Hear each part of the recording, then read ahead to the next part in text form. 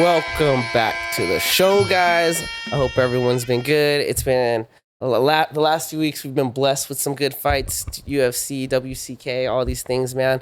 But here we are again. Today, I want to welcome to the show special guest. This man is a Muay Thai fighter. His record is 4-3. He fought a lot of fights for FightersRep. He's currently on his WBC journey. He's trying to get a sponsorship or get some sponsors for a tournament they're doing in Italy. It's a big tournament, bro. Honestly, I've been seeing a lot of fighters post about it. But please welcome to the show, Ian Holloway. It's popping. How's your day going? Pretty good, bro. Ian Holloway, man. WBC, man. Yeah, I know.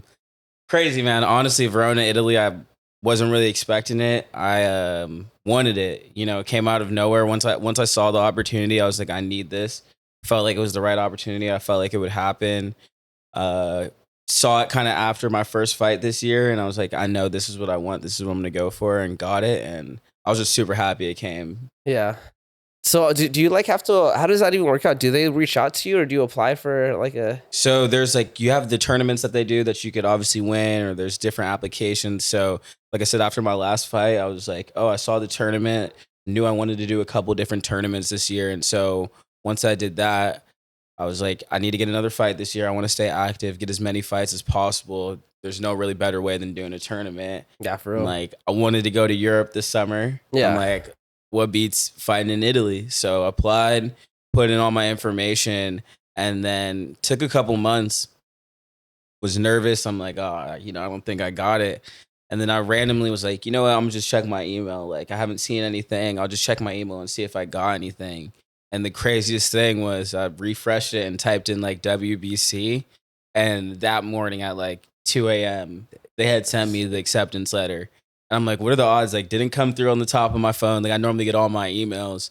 So I was super ecstatic. And honestly, like for a couple of days, didn't believe it. Like, I was locked in training in the gym, and I'm like, nah, like I just couldn't believe it. But now it feels really real. Done a couple of the meetings, learned a bit about the team and like a couple of the teammates, and it's a really, really strong team, strong tournament. There's a lot of like WBC champions that are fighting. It's going to be a lot of really, really good talent. So I think that's the thing I'm most excited for, is challenging myself in like a tournament like that. I feel like everybody who starts fighting, or at least how I started fighting, you know, first movie I watched was Enter the Dragon with Bruce Lee. Sick. Or you watch Bloodsport, and they're all tournaments. Yeah. And I think tournaments are scary. Like, you get that. It's just different. You watch The Karate Kid, it's all tournaments. So I feel like martial arts and tournaments is synonymous. So I feel like for me to be a fighter, this is the next logical step for me. Have you done any tournament before? No, I haven't. Honestly, this is my first time doing a tournament, and obviously, like, Verona, Italy, like that's crazy too. That's so tight, dude. Yeah, to start off with, but Yeah. I'm a big dreamer. I feel like when you achieve things, you got to think of something bigger to do, and what's bigger than WBC in Italy. So Yeah. I'm curious to see the style that the locals are going to have, because I imagine a lot of locals are going to be entering this tournament, Yeah. right? Because it's right there. I don't know how WBC is doing it, but I don't think I've heard much of Italian Muay Thai. It's a Muay Thai, or is it kickboxing? this one's gonna be Muay Thai, and I have seen a couple Italians that they have there. Like, there was one WBC champion, and his promo looked tough. Like, he looked really good. Yeah. A lot of different people, a lot of different countries. So I'm excited for that. I think we'll get different Muay Thai, you know, things like that. So Yeah, it's always interesting to see the slight differences. Like, I mean, obviously, you know, the Dutch style and then the traditional style, and then someone was telling me about this other European country that's like right by Holland, but they have their own style, but even though it looks very similar to the Dutch style. But anyways, do you have an idea of who's going to be in your bracket? honestly, no idea. I feel like for tournaments, it doesn't really matter. I feel like that's not really the mindset. Going back to Enter the Dragon is just like, be with water. He dies. Do, yeah, do what you got to do. Shit, I mean, bro. like, what are the odds you can't scope out every opponent. And, Yeah. oh, if this guy wins, then I could do this. Like, Uh-huh. I'm perfect. The whole goal for this tournament and for me in this year of fighting, perfecting my style, trying to look as professional as possible, and just really going out there and starting to hurt these guys a little bit more than I have in the past. So what better than testing myself against these guys? I think European Muay Thai is dangerous. They're going to have dangerous fighters. Home turf, I think going out there is scary in itself, having to fly and everything like that. But I think that's all motivating factors of it for me, for sure. Yeah, definitely. Yeah, I think in Europe they care about more. I don't know about Muay Thai specifically, but I know they kickboxing and just martial arts in general. They care about it a lot more. It's sad, man. Yeah, man. I think we're gonna see a lot more. I think UFC has kind of changed, and I think we were just talking about karate combat. Yeah, I think it's gonna kind of change in America. I think things are gonna become a lot more accessible for people. I yeah, think it's gonna be a sport that people want to do, especially you see a lot of American, MMA fighters that have done really well. Obviously, you see a lot of foreigners as well, but I think MMA is kind of a sport that you can kind of rise to the top. So I think we'll see a lot of that, a lot of striking. So who knows? I think it's kind of making its rounds again. I think you see with boxing too, like Ring Magazine opening up and kind of doing their promoting. Ring Magazine is crazy. Like they're doing shows with Garcia, Tiafimo, everybody, Connor Bannon, geez, I can't think of his name now. Eubank Jr. You have all these amazing fights that they put on that are like fights we've all been kind of wanting or begging for. You get Canelo versus Crawford, and it's all this big money coming in now in regards to fighting. So I think we're gonna see a lot different with the Americans. I think now coming up. yeah. I hope, man. It's just kind of crazy because it's like we have like one of the strongest economies in the world, but nobody cares about martial arts out here, man. You know what I mean? Not like these other countries, because these other countries will like subsidize a lot your lifestyle to help pay for like fighting. Like Russia, you can just take it in high school and like that. You don't have to pay for it. Yeah. Versus out here, it's so expensive. Especially if you're trying to like get to the top level, it's like you got your food and everything. It's like if you want champions, then it's like if you get a football scholarship, Yeah. wrestling scholarship. It's like we need something like that for fighting. Except for there's no scholarships. I think that's like the main difference. Yeah, Is you have like one thing I've seen too, especially now that like I've kicked up my training with the fighting and like the performance aspect of it. Like these baseball players or these football kids, like their parents are investing so much money into this. dude. But the return is your kid gets at worst they get a scholarship. You know what I mean? Some of them aren't, but like most of these parents, if you're investing that much, your kid gets a scholarship to D3, D2, and they get their school paid for. Yeah, Maybe nowadays they get some NIL money. yeah. With fighting, you don't really have that. Like Nah, there's get no avenue. concussions and broken noses and Lord knows what else. You know. Weird, huh? What's up with that? It's the game, man. I think like the parents that do it, it's mostly like wrestling parents. I think that's like wrestling and jiu-jitsu parents, I think invest into fighting. Yeah, I don't think you really see that with like Muay Thai, kickboxing or Muay Thai. Yeah. Boxing maybe, That's but a you good don't point, really actually though. Yeah, jiu-jitsu is like, dude, jiu-jitsu is newer than Muay Thai, and it blew up so much bigger than Muay Thai, dude. I think it's like clean cut. I think of like the gyms near me. Like I live in Newport Beach. All of the gyms near nice gyms there, right there, there's like a lot of nice, like Brazilian jiu-jitsu gyms. Uh-huh. And it's the way they cater, they're how they look, and it's good for the kids. Like the kids like it. They meet a lot of people. I think that's kind of how, like for me with Taekwondo as a kid, it was just having friends, man, and like being able to do fun stuff. For me, like I was one of those kids that like did sparring and did the kata and like wanted to do all that different stuff because I was just really nerdy like that, and it was fun for me. Yeah. But I think you get a lot more camaraderie in jiu-jitsu nowadays, and I think that's the one thing that not even with kids, with adults, is what's attractive to like the average consumer. If you're sick of going to like a 24 because you can't get the weights and like you want a nice workout, you also kind of want friends because you don't want to like go to the bars, you don't want to party or do whatever, like you have a family at home and you want some buddies to like chill with.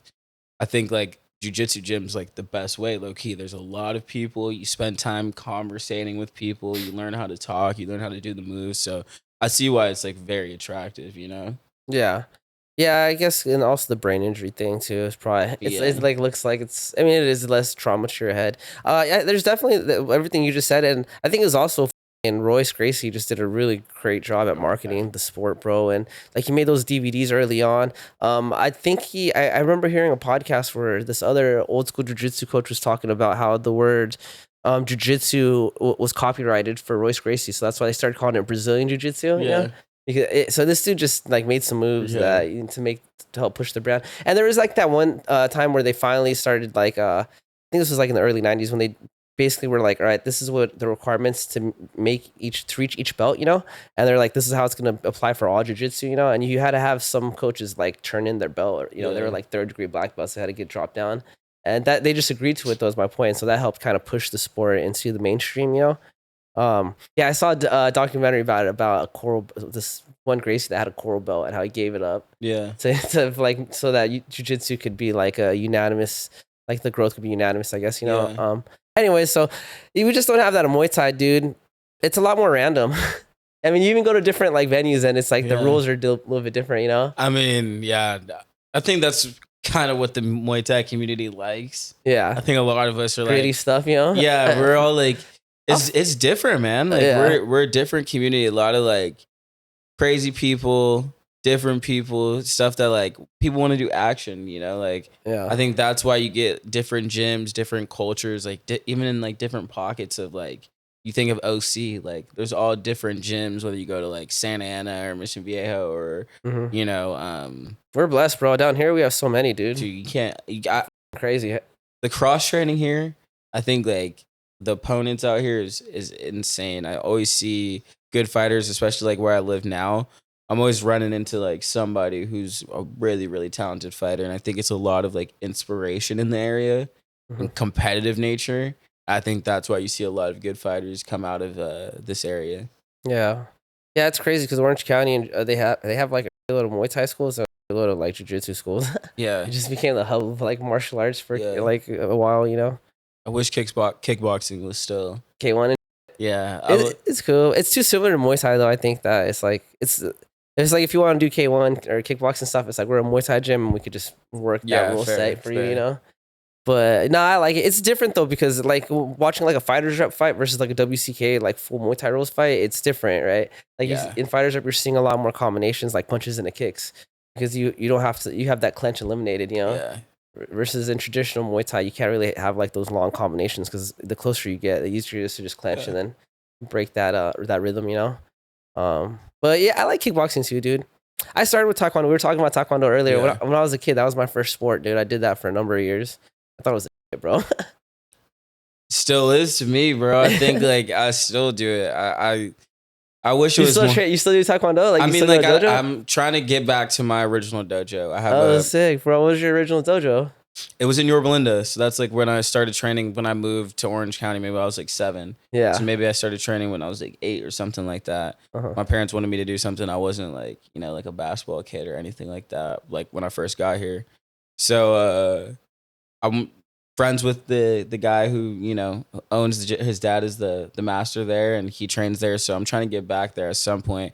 But I always practice my Taekwondo, whether it's on the bag or shadow boxing. Yeah. I think Taekwondo has a lot of amazing basics.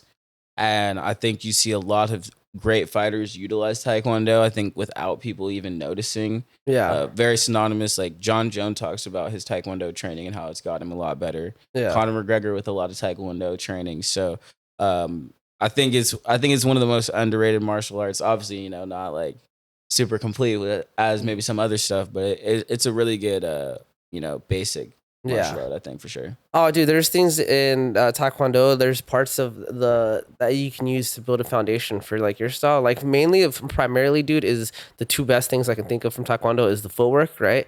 Because you know you're not really punching in the face and stuff, so it's like you don't have to like work your keeping your hands up and blocking. But it's all kicks, so it's a lot of jumping in and out, you know. That's so valuable. Staying on your toes, jumping in and out is, I think, is a valuable tool to have in your arsenal, you know. And the other one, dude, I would say is being able to switch your stances, because that's something like I don't know how your dojo was, but it was like since day one they always teach you to work both sides. You know what I mean? That's, you know, obviously being southpaw and orthodox, that's a skill set in its own, you know. Yeah, I think that's why I'm actually southpaw. Because my kicks were better from my southpaw stance when I was in Taekwondo. Yeah. I think that's another reason like I can do some trickier things is because of Taekwondo. I was going to say that's probably one of the coolest things about Taekwondo is like you're going to do 100 spinning heel kicks this way, then another one that way. Like it's amazing. I think it's good for the distance management like you said too. And then the kicks are different. I think you can do a lot of different kicks, a lot of damaging kicks when you really get to that level and you can kind of learn those separate things. Yeah. It adds a different level to your game if you can utilize them correctly. Side kicks, bro. One of my favorite weapons. Those honestly. are money, bro. Those are money, bro. Talon Chai uses a lot of side sidekicks too. He Obviously, does a weird one. It's like a half. He does a weird sidekick, but yeah, he does. His is obviously a little. I mean, every different martial art has their variations, but I think his sidekick he uses it almost like a teep. He doesn't spring into it. So but it still turns sideways though. He's somebody I started. He's the reason I started using my sidekick because he's southpaw as well. Yeah. So I was like, okay, I need to figure out a way to utilize my sidekick because he's champion. Yeah. He's using it, and I think it's an unorthodox weapon that most people don't know how to stop. Yeah. And that's why he uses it. It's very similar to a teep, but most people don't know how to stop it. So that's why it's good to mix up with. Well, even if you know how to defend against a teep, just changing the angle, the foot going sideways and changing the angle of the kick, you can't defend it the same way. So if you're trying to swat it, like if you're someone that tries to swat it, even catching is harder because you don't have the foot facing up, I'm not saying those techniques don't work, but it's just, you have to learn it. It's just different. It's just different. And there's a lot of force too, I think too. Yeah, side kicks for sure, bro. I don't think you really expect, like with a teep, you kind of know, depending on what kind of teep they're getting you with, I feel you kind of vary like in your mind, like, oh, this is going to be this kind of way I can catch or pick my knee up. I think with the side kick, you can't really tell how hard that person's going to throw it until they follow through. Yeah. And then you're kind of cooked then, like that's, I love that weapon. I think it's very underrated. Oh, 1,000%. Dude, if I have to like sub in and teach a class at Spider, I'll be like, you guys want to learn side kicks or something? Yeah. Just because I think it's a good tool to have, and I mean, it hurts more than a teep. So it's like a balance though, because it does require a little bit more energy. I've tested it, bro. I hit the bag. I'm like, just as many side kicks I can, and as many teeps, and I'm like, yeah, side kick, bro. Spinning back kicks are cool. I like spinning back kicks. I mean, I feel like the side kick is a little bit more of a weapon you could utilize a lot more, But yeah, spinning back kicks, that's a good Taekwondo move. I showed you that video with Manson Gibson, bro. Yeah. The dude, Manson Gibson, you guys should check him out, man. This dude would throw like hook kicks into like actual hook punch off the spin. Yeah. That's my favorite. Spinning hook kick is like money, dude. Yeah. So good. If you can land it right, you can get it well. You see a lot of good fighters have that one weapon. It's a very powerful strike, man. It's crazy. It hurts, bro. Like that Mauricio Rufy, that knockout on Bobby Green. Yeah. That combination into that hook kick, like the flow of it, was insane. I was man. sad like, for Bobby Green. Oh no, obviously like, he's such one of the fighters I really like to enjoy. Really cool, and I met him as well. So obviously hate to see that, but that was a nasty weapon, dude. I've been in the gym training that, like, it's crazy. That flow is amazing energy. Yeah. Bobby Green, man, California native. Yeah, man, he's cool. He was cool. I met him at Sparstar, I think, one time. Sparstar is cool. I like watching the MMA shows too. Yeah, I like MMA too, dude. I mean, I do a lot of Muay Thai stuff, but I still love MMA. I watch more UFC than like any Muay Thai, I think, because it's on like all the time. Yeah, I honestly think I watch more Muay Thai. Daniel Rodriguez is probably one of my favorite current fighters, and I think he fights often with the RWS. So watch him a lot. Watch a lot of Talon Chai. But I probably watch like OG K1. I was mentioning Tyrone Spong. Yeah. Kickboxing, Muay Thai I watch more than anything, and then obviously who's not going to watch the UFC fights on the weekend? Yeah. But they have so many. It's such good quality, bro. Their fights, bro. You know what I mean? Like, it's so hard to compete with that, man. All the camera angles, the interviews, dude. I'm like, damn, it's crazy when you watch how the UFC started. You know what I mean? When they had like remember when they used to have that different logo? It was like a guy or something. With like the yellow and the red and like the big globe. Yeah. The globe. Stuff. Oh yeah, it's like one that. The globe or something. Yeah, yeah, dude, that's crazy to where they're at now. You know what I mean? What a fucking ride that vision, bro. They had a vision. I think it's like, and I think that's one thing you kind of see with like the WCK shows is like the production, or even like with the UNF shows. Like, I think production separates different promoters for sure, and I think that's why the UFC is so high level. Like you're saying, like. The other fighters will come, especially now we've been seeing a lot. Like these fighters will come and you think they're just there to be at the fight.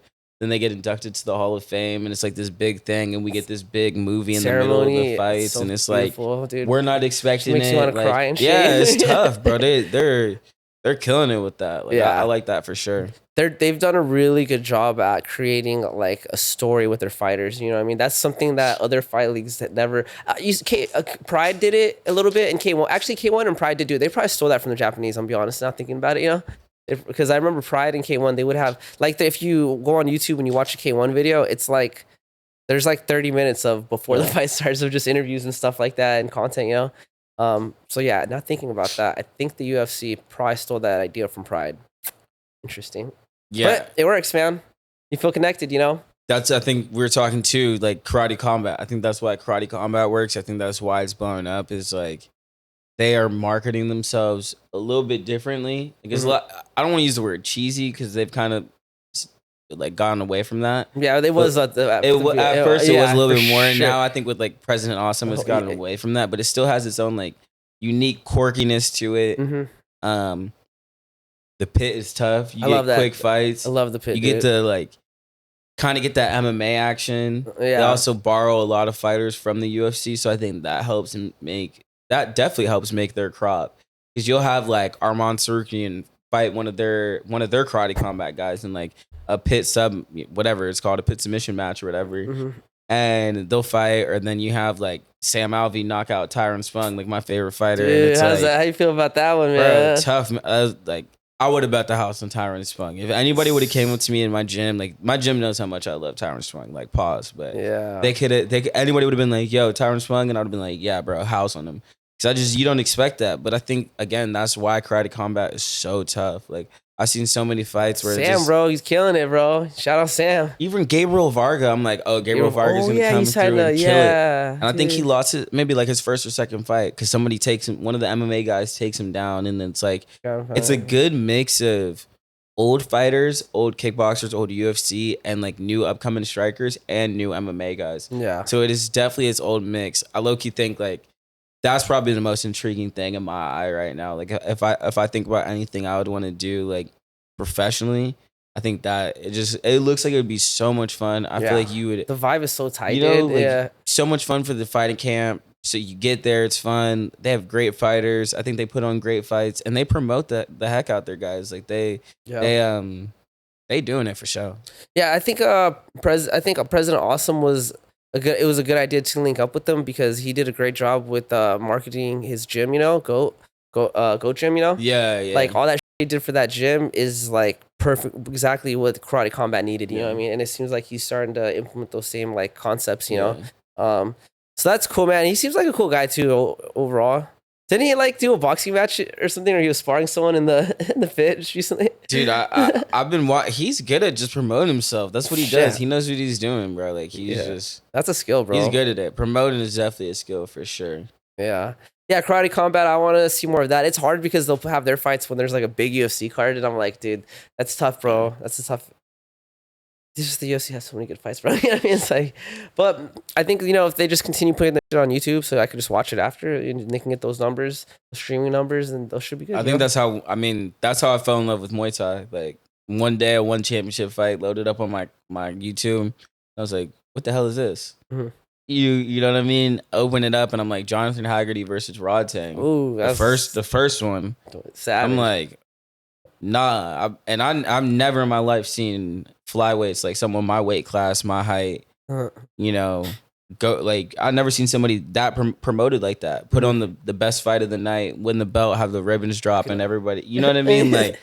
At least at that point in my life, obviously not seen some of the older fights and stuff like that, but like to see it like that, and I had just started training Taekwondo again, I was like, oh, yeah, I need to get to like this type of gym. Like this is crazy. Yeah. So I think that's like another smart thing. You got to put the fights on YouTube. I think if you're not doing that, you're not gonna grow. Dude, you can't do it like the UFC does it, bro. They're like that's like you're competing with the NFL, bro. You know what I mean? I mean, look at Bellator. Bellator tried doing it, and I loved Bellator, bro. I liked a lot of their fighters, but they, you know, if they put their fights on, they should have at least gave like a week after uploaded their fights, you know, so they, you know, that way people could, because you know, it's harder for people to pick Bellator over the UFC. That's just the reality of it, yeah. I think they should have kept. I mean, they would do most of their fights Friday night. No, my trip. I don't remember. I feel like they would, but yeah. I think that was the biggest mess up, like. sometimes I wouldn't be able to catch that AJ McKee fight. I feel like they would be on like Fridays or whatever it would be. Yeah. And it's like, not during the UFC times. And it's like, you're not going to put it on YouTube for like 2.5 months, 3 months, 4 months. Like, the hype's done, bro. I don't even remember that you guys put that fight on. And by the time you do that, the UFC just uploaded Adesanya versus Pereira 2 a month later. And I'm like, what are you going to watch? You know what I mean? So that's, you gotta post the fights, bro. Like, that's how you promote your fighters for sure. That's how you get random viewers. That's how you get like the YouTube viewers. Because I was a YouTube viewer, and that's how you get somebody to turn into a YouTube viewer to like diehard pay-per-view watching every week. And now you're watching the embeddeds and everything too. Like, if you're gonna post embeddeds, I love those embeddeds, stuff, bro. Those are so cool, man. You gotta post the fights. You got to get a little bit of both for sure, bro. Dude, it's like most people are watching content on YouTube now, so you have to be working YouTube, Yeah. I mean, I know a lot of people younger than me at my gym, and they don't even go on Netflix. They're like, literally all I watch is YouTube, Yeah. They don't care about that shit, So if you're not on YouTube, you're not getting eyes, man, or if you're gatekeeping your fights, you know what I mean? Stop gatekeeping fights 2025. That's crazy. Yeah. That's what I love about like these new Muay Thai promotions, or not these new, but as of late, like WCK, even FightersRep, they were doing a great job with working their social media, dude. Their YouTube page, bro. They were on it, bro. Yeah. Dennis, before WCK wasn't as good at doing it, but like this year, bro, Dennis has like really made sure to like stream everything. He got that deal with Roku, and then he's been uploading everything to YouTube like the day after, Yeah. I think that was the biggest problem, was people were having a hard time finding their fights to look back on, and that's just promotion, bro. Put that on your page, I mean, even for like me, I'm obsessive like that. Like, FightersRep would post, I would fight, and they would post a fight the next day or whatever in a couple hours, or I would have the live stream, I'll be able to watch it, and just to be able to go back and kind of watch that was like really fun for me to see, like, oh, I did that, and then it will make me want to fight some more. Yeah. Or like you said, it is good promotion. Like, the journey, man. It is. You want to see the journey, for sure. Yeah. I like that, but I think WCK's promotion recently has been like, dude, through the roof, bro. That is stellar, bro. He's probably paying a pretty penny for all that, I like it. I want to get a fight there next. When I come back from Italy, I definitely want to fight for WCK. Dude, his show was streaming. Dude, his that Cambodia event that he did, and the one he did in Long Beach, bro, that hit like 3 million streams, dude. I watched the one where they were in when WCK went to Cambodia. Yeah, that one was good too. Like, those numbers might be. I might not have those exact numbers, but it was at least like a mil. I remember something crazy like that, bro. It was good. All of his shows are really are put together very well. I like that he's live streaming them now, because I get to watch them, and he puts them on YouTube. Like, why would I not go watch it? Yeah. And you get to see some of the guys that I fought with, or some of the guys that I fought. And it's just a really good production they're doing now. I really like the event. And I think they're going to get a lot of fighters to start fighting again and get active with it. Yeah. Yes, yeah, WCK, baby. Let's go, Dennis. All right, so tell me a little bit about yourself, Milshawn. So what got you into fighting? You said when you were a kid. Milshawn. I mean, oh, my bad. That's your other homie. Sorry. Ian. You're good. We were talking about Milshawn's his teammate. We were talking about him. I actually was supposed to get Milshawn on like months ago, dude, but it's all good. My bad. Yeah, no, you're chill, bro. Don't worry about it. But yeah, Ian, what got you into martial arts, bro? Yeah, man. I think I just was always one of those guys that kind of watched like superhero stuff growing up, or just stuff like that. My dad was into it, and just watching movies with him like that, I wanted to do something. They wanted to put me in something, and wasn't like a basketball kid or like a football kid at the time. I ended up playing it later. Like, that's what I quit Taekwondo for. Basketball? No, for football, actually. Yeah, but that was my first real sport, was Taekwondo. It was the first sport I actually was like, I love this. Like, I want to go to this. Got into it, and then kind of started sparring too, and started doing that journey. And like, the sparring was just different. Like, it was just so much fun to like actually be able to like fight somebody and learn new moves, and a lot of like really impressionable moments on me. I'll never forget throwing my first spinning hole kick. Like, it's just really, really good times. So I always loved it. And when I got older, I was like, I want to get back into doing something fun like that. So I started training Taekwondo again, and turned into what we got now. What was older? What was the gap? 15 years. Damn. I mean, like, I feel like everybody did like a Taekwondo or karate as like a kid. You know what I mean? Like, I did it for a little bit longer than most people did, because I didn't stop doing Taekwondo till I got till middle school. Yeah. And everybody, then I looked weird if I was doing Taekwondo. So I was like, I got to do football or something. Yeah, so that's when I started, doing Pop Warner because everybody was doing Pop Warner. But I hated bro. I wasn't a big kid, bro. So that big helmet on my head, bro, always rattling. It was just like I hated it. I loved being out there. Like I wanted to play QB, but then I couldn't see over the linemen, so they weren't putting me at QB. Yeah, but it was so funny. I ended up playing like lineman for a couple games. I was just scrappy, and I think that's one thing I've learned and I've taken into fighting. I was always just scrappy and trying to like prove the coaches wrong or like do some other random stuff like that. And I think I got that from the martial arts. I think it helped me in line because the coaches would snap at you if you did something crazy in Taekwondo. But like football, you just go run a lap or do whatever. So it's just very different. It wasn't something I really like, cared about too much. You never thought about doing like wrestling or something? Because it's kind of similar to I mean, not really, but compared to football, there's more similarities, you know? Yeah, no, I mean, in my area, all my homies, they ended up playing. We all started playing lacrosse. Yeah. So we all started playing that, like going into high school. Lacrosse. Yeah, no, it's crazy, crazy, definitely crazy for you to say, but I mean, I had fun with it. It was a fun time for me. Yeah. We all played lacrosse, and then I don't think I ever played lacrosse my whole life, bro. Yeah, not a lot of people have played lacrosse, bro. Yeah, no offense, bro. I'm not talking shit. It does look fun, bro. I'm down. It was fun. I had some fun, down. but when I tell people I played lacrosse, they always give me like a little look, like just like. That's one where you're like, you got the stick and you're throwing the ball, right? Bro. That's a lot of running, bro. It was a lot of running and like it was fun, bro. I had a good time. Like definitely got you in shape. Definitely was like, I don't know, a mix of like hockey and soccer, like stuff like that. So it was cool. That's a good analogy right there. It was different. I had a good time with that, but nothing's like fighting. You can't beat that. I think I was never really like a team sport person. I think I always like doing my own thing, kind of. Yeah. Taekwondo. Yeah, I started with Taekwondo. I stopped doing it when I was like 12 or something. I started when I was like 9 or 10. But I stopped doing it when I found out about Muay Thai. Damn. I was like, really? This is way cooler. At 12, you found out about Muay Thai? Yeah, well, because my neighbor's boyfriend was doing Muay Thai. This was Scott, right? He's a little bit older than me. He's like not that much older than me, but he's like 5 or 6 years older than me. But he was doing it.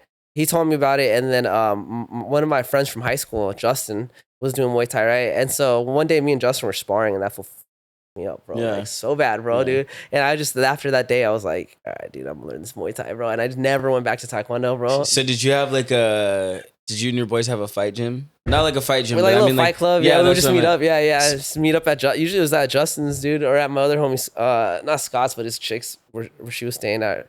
But yeah, bro, I remember, dude, I literally got fucked up by Justin, and I was like, damn. It's not effective, bro. Like this was punched me in the face, bro. I remember kicking him. And he just ate him, bro. Yeah. Because the snap, bro. No, I could imagine that first time fighting like a Muay Thai fighter, I would have got. There was a weight disparity too. I'm sure if we were closer in weight, it wouldn't have been as bad, But I was small, dude. He outweighed me by like 15 or 20 pounds. But honestly, I would have done a Muay Thai kick, even though he was 20 pounds heavier or so, I think it would have done a lot more damage than the snap, bro. But I remember I snap kicked him like in the body like a few times, and he was just kind of like looking at me, and then I was like, man, We used to do like fight nights. We organized a couple fight nights with the boys. We'd all like set up the matchups before like a couple weeks, and all go to somebody's house, put on the gloves, and just beat the hell out of each other for no reason. Yeah. We all had like beef. No mouth guard range. Yeah, no mouth. So Same, dumb, bro. so dumb. Same, bro. And then exactly what you said, like the weight disparities were like crazy as all hell. Like you'd have somebody with, you think everybody's the same because we all like the same heights. Somebody have 30 pounds on you. You just spar, but you really just trying to knock out your homie. Yeah. That was always the best. And then same thing, we kind of started like me and some of my friends that I used to watch UFC with. It was like the first friends I actually trained with. We would like work combos, jab, hook, or stuff like that back at the high school, like during COVID times. So I love that. I think that's like, I wish I did that more. I don't think I do that enough anymore. I feel like you kind of grow yourself, like especially now when you have like a good basis and technique. I feel like to go with your homies and just like hit pads at the beach or like hit pads somewhere is like so different. I need to do that more for sure. Yeah, we used to do that a lot. And like I said, after I got whooped in Muay Thai, I just was like, Taekwondo doesn't work. Because people would always tell me that. But I was so in love with Taekwondo, bro. I wanted to be in the Olympics. Everybody dude. was, bro. I was like, nah, dude, fuck you, you know. But that made me realize it's not that effective. I mean, not to talk. There's stuff you could use, but in that instance, it didn't work for me, you know. Yeah. So I started learning Muay Thai, and I just kind of never looked back, dude. And it's like I'm 34 now, so you know, long time into Muay Thai at this point, you know. But you know, I've thought about going back to a dojo just to learn just to brush up on certain Taekwondo techniques. You know, like I don't think I would take the class or anything, but I'd be down to like spar and do Taekwondo rolls and then do work like spinning kicks and stuff. You know. Yeah. I don't know what I'm gonna do. I'm gonna try to figure out something. I've been talking to them. I don't know if I'm gonna do one-on-ones or honestly, like for me, I think like I like that too. I think like there's giving back aspect of it, like when you're with like some of the younger kids or something like that, and especially someone who actually like fights or competes. Yeah, I'm sure. And they can see that different avenue of like, yo, like Taekwondo, you can grow and do something else too. Because like we both said, like I love it and I'll fight for it. You know, I definitely fight for it, but it's not the most. Like, it isn't the most effective. Muay Thai is not the most either. MMA is obviously more effective than Muay. You know, yeah, but that's our basis. So we gotta fight for that, and we gotta like. I can admit that, you know. grow the next crop for sure. We got to. It doesn't hurt me, bro. When people are like, I like Taekwondo, bro. If people sit there saying it's trash, it doesn't make me mad, you know. And they point out like the snap kick. I'm like, yeah, you're right. The snap kick is not as effective as other shit, you know. I think that's cool, you know. I'm not gonna be a little stingy about it. Yeah. Dude, Anderson Silva front kick to the face. That was damn near a snap kick, dude. You know, dude, question mark kicks look cool as fuck, bro. There's effective. They don't teach you. They don't teach you that in Muay Thai. Yeah, you know what I mean? Dude, I remember in Taekwondo, bro. I remember they taught me this one thing where you would run and you would like jump and kick someone in the ribs and then jump off of them and kick them in the head. You know? Yeah. And I remember trying to do that, and it's so hard because the second you kick someone in the ribs, you're going backwards. I mean, yeah, like if they know, if you're working the technique and your partner knows to stand to take it and not go backwards, then it works. But I remember I was like, damn, this is hard. I'm sure you could do it though. I don't know why I brought that up. I don't know. I think that I've kind of obviously, like you said, it's not the most effective thing in real life, but I kind of realize those things now are like me just training my body. Yeah. Like when I do, one of my favorite kicks is like a spinning heel kick into a front kick, kind of, if you see what I'm trying to say. Like you hit that spinning kick with the back foot, and then you come right back and hit him again, like without putting your foot down. Oh, without putting it down. You hit him with the back of your foot and come straight back and hit him again. Okay. So, but like things like that is really just working on your balance, getting your hip flexors really in line so that you can do a spinning heel kick like hip rotation, to crazy balance, severity and stuff like that. Mm-hmm. So that's how I kind of just like changed my mindset. But then as I started fighting more, I realized I'm like, okay, like time to get out of the Taekwondo gym again. Like, it's low key. I don't want to say a waste of an hour, but like at that point in time, like when I was training and just starting to kickbox and do Muay Thai, it was like hour running is damn near more important before a fight than this. So I feel that for sure. Yeah, definitely, dude. I mean, I just feel like in a real fight, like, and I don't mean just a Muay Thai fight, but just in any type of striking fight, it's the basics are usually what win the fight. It's like all the cool spinning stuff. It's really nice when it lands, and it's very powerful when it does land. But you could win there's more fights that have been won off a jab than a spinning hook kick. You know what I mean? I agree for sure. Yeah, it's cool though. You know, it's pretty cool that we have the internet. I mean, you can see all this shit, bro. You ever get bored and watch like the style versus style fights? Nah, dude, that's actually like I feel like I used to. I feel like whenever they kept, like we were just talking about like the feed, if it ever comes up, I'm watching the algorithm, it. You know? But I like to I won't watch those, but do you ever watch like the breakdowns of the style versus style? Like it's funny you say that. Like I just watched the other day like how to beat a pressure fighter. And I'm like, it just popped up. I'm like, all right, let me see what this fool has to say. Like, you know what I mean?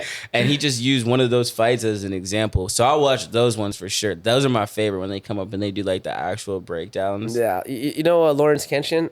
Nah. You never seen Lawrence Kenshin? No. Oh, I'll send you some of his stuff, bro. He's this I think he's British, somewhere from Europe, but he does fight breakdowns. Like, I'm good, tripping. I lied. He does like the history of it. Yeah, I know exactly. I was gonna say that sounds so familiar. I know exactly. Yeah, he's got like this symbol, this Chinese symbol or something. I was gonna say, but his is almost like black and gray, kind of like doesn't he have symbol like, or what? I don't remember. I think like the beginning of his videos. I know exactly what you're talking about. Yeah. He has a Bruce Lee video. He has like he he makes good videos. Dude. He does those videos that I was talking about. Oh, like yeah, That's yeah. it. That's how you said that. I was like, what did he does those videos. Bro, That's if you guys don't know who Lawrence Lawrence Kenshin is, you need to friggin' follow this guy, dude. He has some great quality work, man, honestly. Yeah. I don't know if he makes money off that, but I hope he does. So he keep doing it, you know? Every time when his video comes up recommended, it's like, swear it'll be one of his older videos. It'll be like 4 million views or something crazy. Like, but it'll be like one of the Bruce Lee ones or like some other. He does like OD breakdowns. Yeah. He's really, really good. Yeah, he's got like he's on the spectrum or something because he breaks that shit down crazy, Hey, bro. Thankful for the spectrum, bro. He's got like the good version. Yeah, no, he's locked in on that, and I'm grateful for it, bro, because I'm better now. Yeah, for sure. It's cool too when he brings up like the old fights, bro. You see the history of it, and I love that, dude. I love like the old fights, dude, because I'm just a fan, you know. Part of this podcast is I feel like I'm trying to preserve like the history of like Muay Thai, you know. You've already put me on to so many like people. You Hey, you definitely are, bro. Like, Hey, I'm bro. learning for sure. Yeah, man. So Lawrence Kenshin, man. Shout out Lawrence Kenshin, dude. Oh shit, what happened? Like, my camera said something. Ugh. BRB. So who else are some of your like back, OG baby. OG fighters that you rock with? Like in Muay Thai? Some people you're trying to preserve. Oh, dude. Well, preserve. Well, mostly like local stuff, dude. Honestly, like the local fighters, because they didn't really like, you know, we don't. There's not a lot of shine to it, bro. Yeah. I just want to bring it out here. But dude, you know, one guy that I really fuck with, dude, is I don't know if you ever seen him fight, but Cody, Squirrel Muay Thai, Cody Sessions, dude. That was a savage, bro.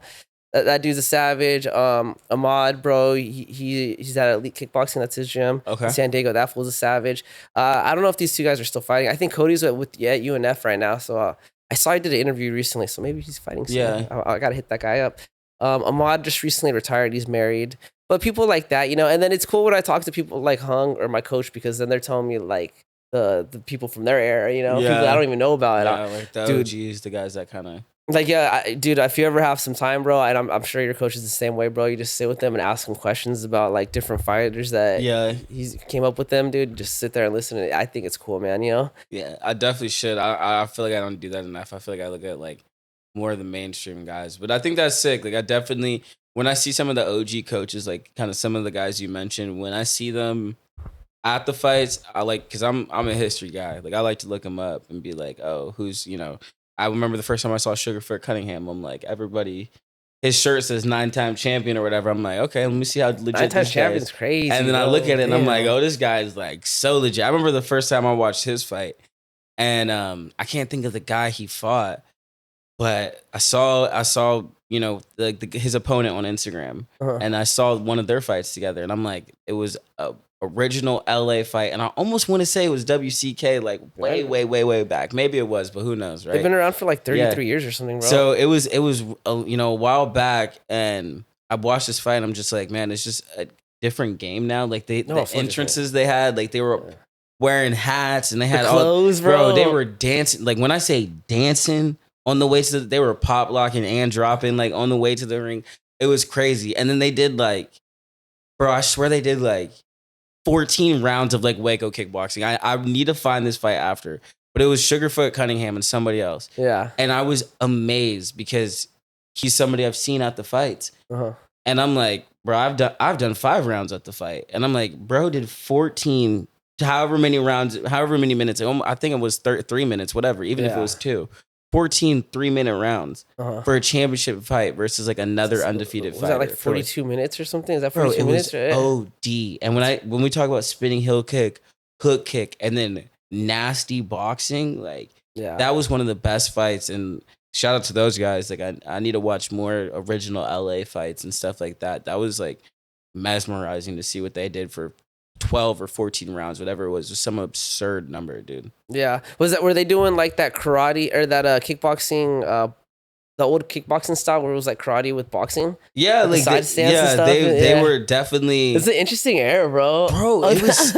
We talk about like, you know, Taekwondo. It kind of reminded me of that. Like it was just like the Jean-Claude Van Damme days. Literally, bro. It was literally just that type, like blood sport ass friggin'.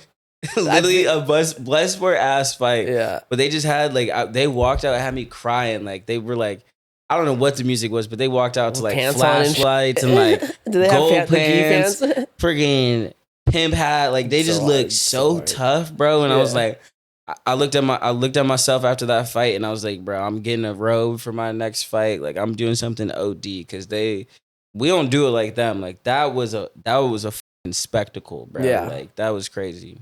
Yeah, man, those like the Rick Rufus days was a trip. They would wear like the karate gi pants to the Tough. kickboxing fights, and dude, and then I remember like there was they even would call it, I think, American kickboxing to differentiate between like the like Dutch style and all that. But there would be like, I remember there was like no clenching, no knees, I think at the time, no low kicks or something. So it's basically like punches to the head, punches to the body, and then kicks to the head and kicks to the body or something like that.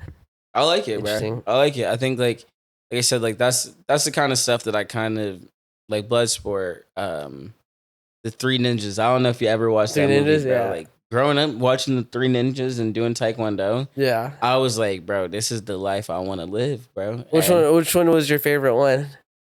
I'm a main character type of dude, bro. Every time, Red Ranger. I don't care if I'm watching Rapunzel and it's like the white knight comes to save the girl. Like I look at that movie and I'm like, bro, that's me, bro. Like it's delusional, but this man speaking to my soul, bro. Like, bro, it is what it is, bro. Like so I like I can't think of his name, but then everybody loves Tum Tum because bro's always eating. Yeah. And he had bag to him too. But I like the leader. I think that was Colt, I want to say. Yeah, I think Colt. Yeah, I think it was Colt. The head honcho, because he had the girls too. He had that little baddie, bro. Yeah, he did. And then like they had that scene where they hooped crazy on the basketball court. I don't even remember that, bro. They were dunking, bro. Like, I'm a basketball player. I like Taekwondo. Bro, literally, I was like, that was me. And I didn't even play basketball, but I played basketball at the elementary school. And I'm like, bro, this is me, bro. Like, this is the life I actually live. But yeah, that was me. So I like Colt and Tum Tum. Tum Tum was crazy, bro. And then who didn't like the grandpa was cool too. The grandpa was tough. Like when he put on the freaking when he put on the ninja suit and he's like all fat and everything and he's just poking out of it. That's hilarious. I wonder, was that movie like, you know how the Power Rangers was like dubbed over, right? Like the fight scenes were not the actual actors, right? Yeah. I wonder if that movie they did the same like thing. I don't know. I feel like the fight scenes looked off, bro. They probably. I mean, you have to have to assume stunt double. Yeah, it could have been a stunt double. But you know what I'm talking about? Those little kids, like, yeah. But I rocked with. Speaking of stuff that got me into fighting, like the Green Ranger, bro. The Green Ranger was the toughest. Tommy was the toughest. He had that little like triangle, little sword or whatever. Yeah, bro. dagger like, thing. Yeah. I used to. Yeah, it's like a flute, bro. He was tough. Is that a flute? Dagger. I used to go to the Boys and Girls Club and look up like Green Ranger videos, X Lincoln Park, and just watch like the craziest montages, bro.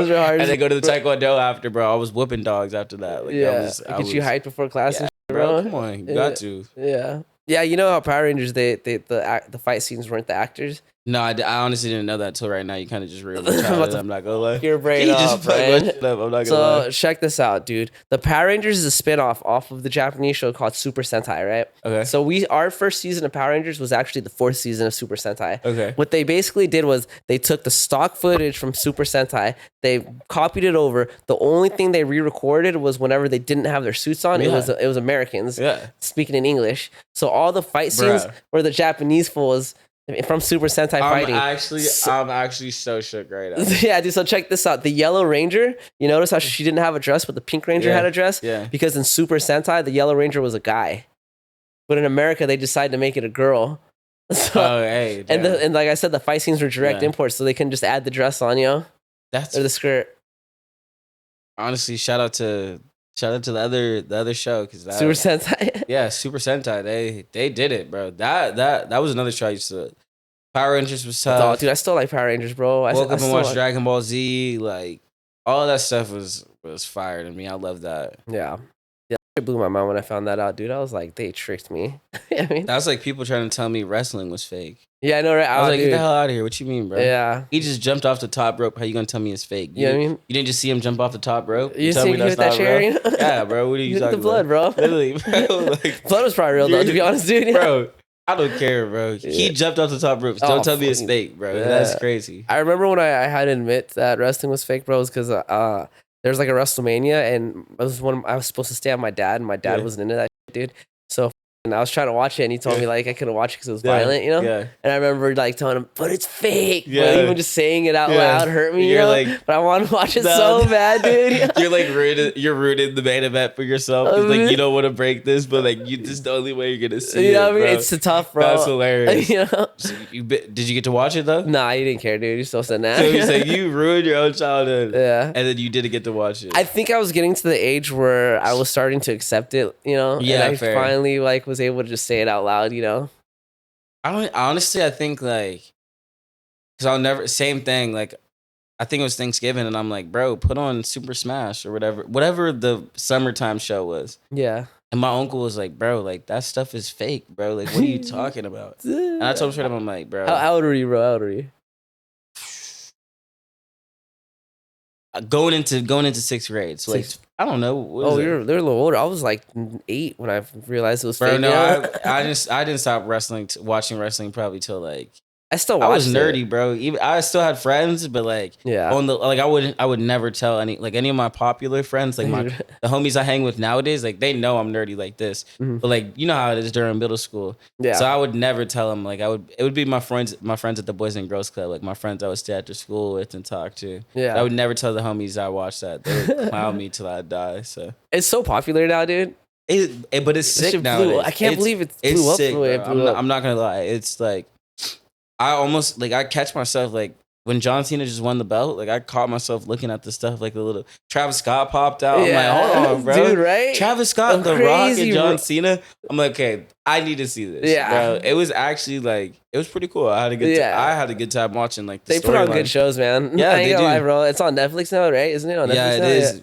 But they're kind of like showing a little bit like too much, kind of like breaking like that third wall, like letting people know it's like Fake. scripted and fake. I feel like, but I think it's helping because now they just dive into the fake. Like, have you seen Japanese wrestling? You know, Yeah. it's like preposterous, bro. Yeah. I feel like they're kind of going in that direction because I like it though. it's like in Japanese wrestling, they know it's fake because they do all these weird shenanigans, but it's like super popular. They love it, bro. They're like gods over there, you know? Yeah, no, I like it. I think that's like, I mean, it's what I grew up on. I'll never knock like somebody else's hustle. I think it's mad. I Yeah. think it's mad cool. It's mad cool. You watched that Vince McMahon documentary?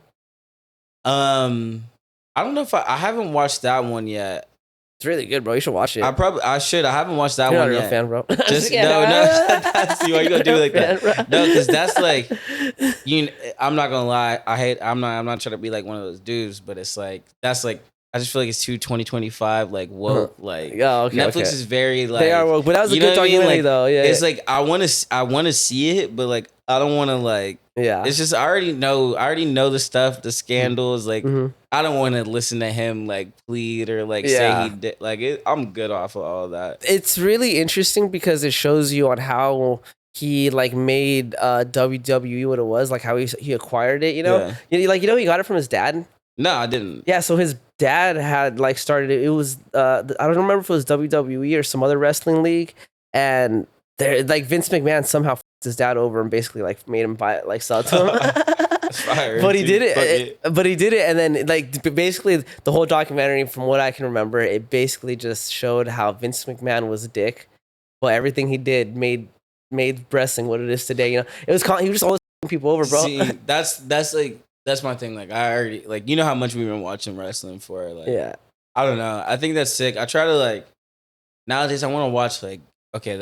I almost take it. I want to watch stuff with good vibes, unless it's like mafia or like some serial killer, like that type of stuff. I like a lot of like real history or like real stuff like that. Like that, I'm like I already know how it is. Like Ric Flair's documentary. Have you watched that one? Yeah. That was like I rock with Ric Flair. So Yeah. like I had never heard of any of that story. So like I like to see new stuff like that. But I'm gonna go home and watch that McMahon documentary. I thought it was interesting, bro. I've been saving it, so now I'm gonna watch it because you said something. Yeah, it was interesting, bro. One of the things that they talk about is how like back in the day, wrestling was like the leagues had like this unspoken rule where it's like they stayed in their area, and like they didn't like try to take fighters or do promote fights like in someone else's area. That was like the old way of doing it. Vince McMahon said that, and he started going on to other people's turf. Bro, it's crazy though because that's why he got famous, because people started being able to see his fights in different parts of the country, you know. So it was honestly, interesting. I'm gonna watch it because it sounds like a lot more like business oriented. I probably that's what there's a lot of that. And that's what to me I was like, wow, that's fascinating how like he grew the sport, you know. I'm pretty sure there's gonna be a Dana White documentary sometime soon, you know.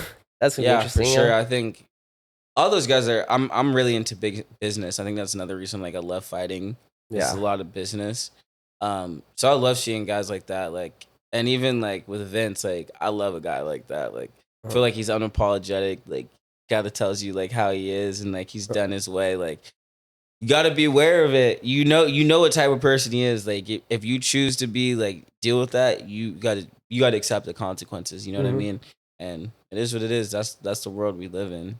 Yeah, money talks, bro. Yeah, I respect it, bro. Look at what he did. Is he built an empire? Yeah. So I think it raises the question: can you make a lot of money without fucking people over? I don't know. I don't think you can. I don't think you can be like that rich but not to fuck someone over. You know? that's a tough question. Yeah. I mean, I feel like, especially nowadays, I feel like somebody's gonna feel like, oh, you got over on them. I feel like that's always like, I feel like that's history. Somebody always, even if I pay you like a livable wage and I make an exorbitant amount of money, you gonna feel like I fucked you over. You know what I mean? Like, well, all the greats had a someone over, right? For some perspective, bro. You know Alexander the Great, bro, specifically, right? You know there's like a rumor how he had his dad killed, Philip. Yeah. So like, you know about that rumor? Yeah. So I'll just say it to the viewers that haven't heard, but basically like Alexander the Great, bro, he was like the bastard of the family. Like he was from Macedonia. Was it Macedonia or Macedonia? I think it's Macedonia, right? So, anyways, he was from like, let's say Macedonia, right? His dad had already had like a bunch of different wives. One of his wife was Cleopatra from Egypt, so everyone had thought that her kid would be the rightful heir. Then he would unite like Egypt and Macedonia, right? Anyways, Alexander the Great was the bastard because he came from like this city where they said that they did witchcraft. His mom would sleep with a snake. That's the story. That's crazy. So this like city was like people kind of they were like segregated in a sense, right? But his dad had fallen in love with some bitch over there. I think her like uncle or something was the king, but whatever. He like had Alexander. Anyways, Alexander started learning, like going to war, like at a young age, started fighting, and he wanted like the power, but he basically understood he wasn't going to get it because he was the bastard child. Yeah. So he allegedly put a plot for his dad to die. Literally, as soon as his dad died, he basically was like, all right, now we're going to go march to Persia. Because that was his dad's, like, he was never able to defeat the Persians, you know? It's pretty interesting. So my point being is, it just would seem like for all these big successes that happen, someone gets over in an equally big way, you know? I mean, it's funny you bring that up. Like, I love history. Alexander's one of my favorites, and it's like you said, like, I don't know, like even if it's not like somebody gets fucked over, it's just like somebody takes over.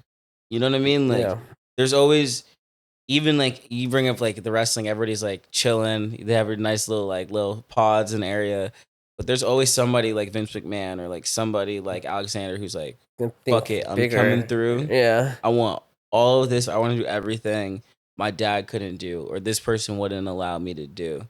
And I think we're losing sight of that. I hate to say it like that, but I think we're losing sight of that. I think like you have to be aware of people like that. Mm-hmm. You know, whether it's you or somebody else, like there's people out there like that are like, and I think that's what I love about the fight game is like most of these guys at the top like believe they're the best and they want to be the best and they're going to come through and try to like kill everybody in front of them, for lack of a better word. So I think that's like one of the things I like about fighting. It reminds me of like humanity, of like that could happen. Like I go out there, somebody doesn't care about my family and what I have to do, you know, like they're coming out there to either knock me out or win, hurt me. It's not like basketball, bro. If I lose the game, if I lose the fight, like I'm going home with some type of like, damn, I didn't like that. You know what I mean? Yeah. Yeah, no, and that's a good point, man. Fighting is similar in a lot of ways. And you see like who's really about with this, you know, real quick, you know what I mean? I was literally having a discussion with one of my teammates about this. We saw this video of this dude that was he just basically got beat up by his coach, and in the comments he was just talking about how this dude had like hella been talking shit and stuff, you know? Yeah. And I just was like, yeah, that's valid, you know. Everybody thinks they're great until they find out. I feel like you should get beat up by your coach. Every once in a while, for sure, yeah. Like, I love, like, when Johnny puts his sparring, I don't love it. Like, I get that pit in my stomach. I'm like, damn, bro. Yeah. Bro's got to whoop everybody today. Yeah. But, like, that's like, the good stuff, low-key. Like, I feel like that's, like, when you get a little brush off from, like, the OGs. Like, when Johnny does stuff like that, especially, like, when we first started fighting, he'll whoop our asses, or we have good sparring. sit us down after and give us a story about some stuff we never heard before. Like, I think that's the stuff that like grows like my love for the sport and like wanting to like get better so that eventually like I could put somebody else on. Like I love that. Like I love how much Johnny's always trying to like put me onto some game that he did when he was in my position. I think that's my favorite thing about like my coach. He's always like trying to keep it real with me, give me a different idea, always telling me to be conscious of certain different things. I think that's like my favorite thing about my coach for sure. Yeah. How'd you get linked up with Johnny? It's Milshon. You just that was his coach or what? Yeah, so I was training, doing my own thing, and yeah, Milshon's cousin trained with Johnny over at King's. Johnny opened up his own gym, and Mills was training there. And one day, Mills saw me training, was basically like, "Yo, like come through the gym. Like we've been talking about like kickboxing, MMA. Like let's do it." He brought me there. My first day, I met Johnny. It was just me, Johnny, and Mills, and me and Mills just shared a bag. I think Johnny worked out with us that day too. I think it was just us three on the bag, and we just did a quick little drill, all three of us. And he's just mad chill. He's always like big brother, like father figure type. Like I met him maybe when I was 21, so like sophomore year of college, and like was not really knowing what I wanted to do with like school life. or my life, everything like that. Yeah. And bro was just like, oh, like stick with like the school, fight a little bit, like it'll be good for your resume. And I never really like got what he was saying, you know what I mean? And like there's a lot of things I just didn't really get what he was saying. And as I fought and got better with the fighting, he would make me fight more, and he'd tell me different things. And then I graduated and like panned out exactly like how he said. Like it's different. Fighting's really good for you, and I think that's one of the things I like about Johnny is like he's about fighting and fighting often, and he's like, yo, you guys need to fight. When you guys are active, stay active. But everybody in our gym has a career, is trying to have a career like outside of fighting too. We want to have careers with fighting, but we have like our 9 to 5, something we graduated, we like care and we're passionate about. And he always tried to give us an avenue to like fight and be cool with that, but also do something else. And so I think that's the coolest thing about our gym. And there's a lot of like different things that go on there. It's not just, we're definitely really strict about fighting. We want to fight, but there's a lot of other fruitful things that come out of HB Fight Club for sure. What's your other thing besides fighting? Like, did you go to school for something or? Yeah, so I do like business. Right now I do pharmaceutical sales. So I was kind of saying, like, I love business. I think like that's one of the reasons I love fighting. There's a lot of business about it. There's a lot of like marketing and kind of understanding how you can market yourself and promote yourself and get to the big show or do whatever. But my favorite thing about the fighting is like you just have to be good. And that's the one thing about business and sales is very similar. Like you have to be good. At the end of the day, like you could fake it for so long, but somebody's gonna catch you. You know what I mean? And are you actually that good? And I think that's like the two cool little overlaps. So I like that. One day I would love to like bring business into fighting. I would love to like find an overlap. For me right now, it's just like being the best businessman I can be outside of the ring and being the best fighter that I could be. And eventually, just like everything has been, like even with this opportunity with the WBC tournament, is like just finding the right opportunity and taking it. So we'll see when that comes around, whether it's like opening my own gym or opening up, what I would love to do, a nonprofit one day is like my biggest goal. A nonprofit would be really, really cool. Nonprofit, what's for what? So like I said, I kind of did like I went to Boys and Girls Club a lot growing up as a kid, like Youth service thing? Yeah, so shout out to my parents. They definitely like took good care of me.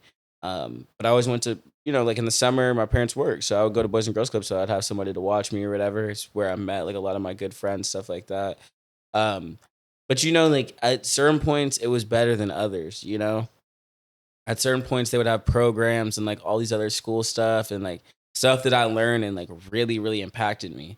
And then at other times, like they wouldn't have that shit. They would just have like the Xbox or whatever. Or sometimes they wouldn't even have the Xbox, Just hang out, pretty much. Yeah. So I want to, my goal is to like create a nonprofit, do something for kids and kind of give them the opportunity. Like what Johnny does for us, but specialized, like, oh, you want to be a therapist. How can we specialize your kind of route for you to like stay focused, stay in school, fight if you want to fight. And if the opportunities open up for you, like, we'll do that. Kind of like how we were talking, like, there's no, nobody has money coming into these kids that like kind of kids our age, like 20, 25, just graduating or in school, you know, spending money on school, spending money on rent, whatever it may be, but also trying to make a fight career.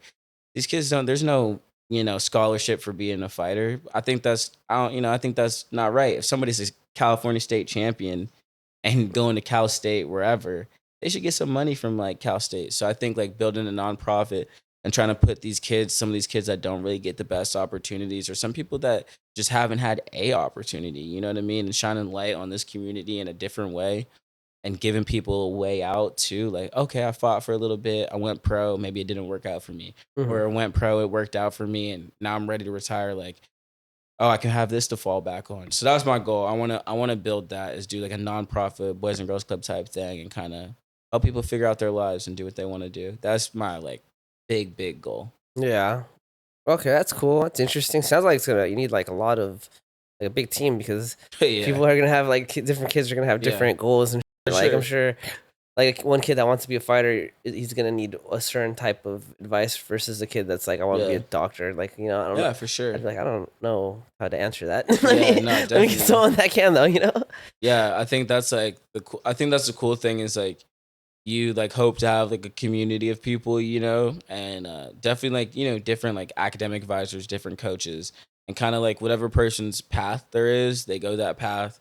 But regardless, they kind of like train. Like you kind of have to, no matter what, you train. If you're there, you like study. You either train or you study. And even if you study, or even if you train, you still study. Yeah. You know what I mean? So you have to do a little bit of both.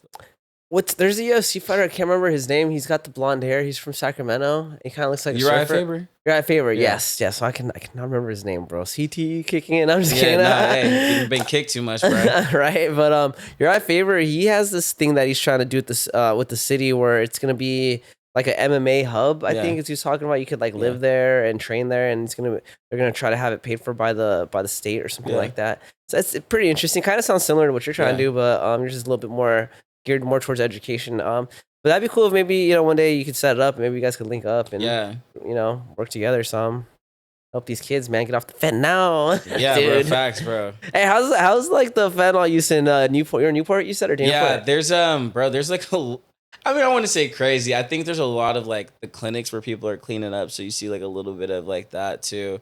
I think it's like low-key everywhere now. Even where you live in Newport. I mean, like obviously that's not nice closer towards the beach, but at Costa Mesa, Santa Ana, for sure. Costa Mesa, Santa Ana, for sure. Because if it's Newport, that'd be crazy. Because that's not really bad. Newport. Yeah, Costa Mesa, Santa Ana, you gonna see that. I'm just curious. It's pretty bad. I live in Anaheim. It's pretty bad here. My gym's in Santa Ana. It's pretty bad. Yeah. Well, Santa Ana, that's where. So like again, like I work. I'm like in that type of industry. Like that's where they have all those healthcare clinics. So like, typically, like you have people that are like, you know, like some people like go there for the symptoms or whatever, or maybe they don't. You know, they just stay in that area because there's certain things that they have opportunities to that they wouldn't be if they were to go towards like Garden Grove or somewhere else. So that's typically why you see a lot of those people like stay in that congregate area. And stuff. Yeah, because that's like where all like the health clinics are for them to get, you know, some of the stuff that they need to like live properly. Yeah. I was watching one of your other interviews, and I think you mentioned, I'm pretty sure you mentioned both your parents are super educated. They have like multiple degrees, you know? Yeah. So how did they feel when you said that like you want to do fighting? Were they kind of like, I really want you to be a doctor, but you know? Yeah, quite literally. They're like, you're an idiot. My mom's a nurse, so she's like, my mom's the most caring. I love her to death, but we all know how moms are. Like, you know, like, if you're fortunate enough to have a mom, and I am, so my mom, she's like, you know, takes care of me. She's like one of those people like growing up, like, oh, like be careful, don't go out and do anything crazy, even though, you know, and so she's like, you know, don't fight, don't like, you know, wanted me to stay with like business and something that's like a little bit more health conscious. However, I would say like they always supported me. They always go to my fights. They always believed in me.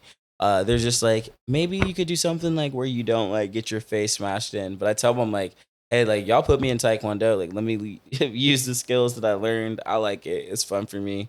And they're really happy about this WBC tournament. I think it's a little bit different being able to represent like Team USA, especially the WBC. It's a big name, yeah, bro. It's a big platform for sure. Yeah. So just want to like take advantage of that and like do what I could do with that as well. Yeah. So do you have like a way for people to like donate to getting you to WBC and all that? Yeah, honestly, don't have a donation link for me. I'm trying to I have a couple more fundraisers coming up. The best thing you could do is follow me on Instagram at Ian Holloway. Yeah, INHOLLOWAY. We'll have some merch dropping soon. Have some T-shirts with some familiar brands in the area that you guys know. Have some hats coming out as well. So if you guys could support by getting some of those things, and even just reaching out to me, we're trying to get some sponsorships as well. It's gonna be a big opportunity. Gonna be for fighting for one of the biggest promoters in the world in Verona, Italy. Super cool. So definitely want to get some sponsors that are willing to help and brands aligned as well. And even when we come back to out here, I put on a show. I definitely one of the guys that has a lot of fans come up to the fight. I think my people will always show out for me, and no matter what, like, we make it rowdy. That's the one difference about me. So I like that. Yes, sir. Yes, sir. Maybe we should have a raffle too for an autograph from your cousin. My man's Max Holloway. Just kidding. When I first met him, I was like, yo, is there a relationship to Max Holloway, bro? My Hawaiian brother for sure, bro. I just started surfing, bro, getting a little bit into that. Nah, I'm playing. Oh, Hana. Yeah, dude. So, I almost called you Milshan. Sorry, dude. Just because I knew you're his teammate and I've been talking to him before you, so I'm like Milshan, Ian. Ian. Thanks for coming on, dude. Of course, check this guy out, dude. He's out here. He's living the fucking. How old are you, bro? 25, bro. 25 years old, bro. He's still at that age where he can go and get it, bro. Get after it. Don't be an old dog like me. I'm 34. It's done for me, It's all gravy though. I'm ready to just croak. But help my man Ian, dude. He's going for the dream, man. Here in the we all have dreams. We all have goals, and some of ours are a little harder than others, but that's okay. Donate if you can. Check him out. If you can't, help him out this time. Maybe if you see him at another fight, some other time, get some tickets, show some love, show some support. Ian, It was a pleasure. Thank you for coming on. Thank you for having me. Bye, everyone. Later.